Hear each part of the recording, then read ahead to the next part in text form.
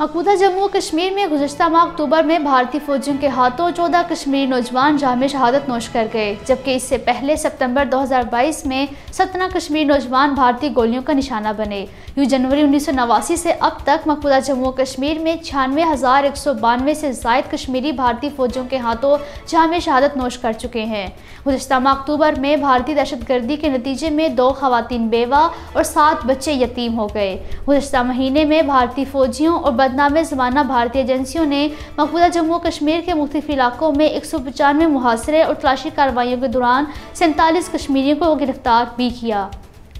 मोदी को याद रखना चाहिए कि कश्मीरी अवाम ने भारतीय ताकत के सामने न पहले हथियार डाले थे और न ही मुस्तकबिल में इसका कोई इम्कान है।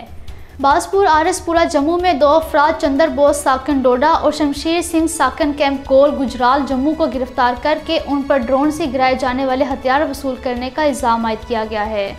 नेपाल के दारकूमत काठमांडू में एक प्रोग्राम के मुकर्रीन ने मकबूजा जम्मू कश्मीर में भारतीय रियासती दहशतगर्दी पर शदीद तशवीश का इजहार करते हुए आलमी बरादरी पर जोर दिया है कि वो मकबूजा जम्मू कश्मीर में भारतीय मज़ालिम का नोटिस ले।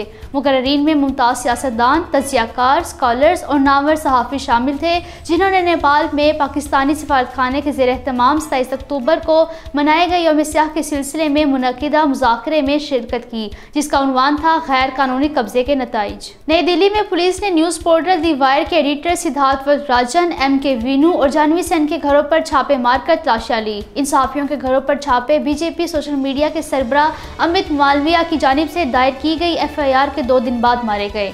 Police MK. वीनू का आईफोन और आईपैड भी साथ ले गई। एफआईआर में दी वायर के एक और एडिटर सिद्धार्थ भाटिया का भी नाम शामिल है।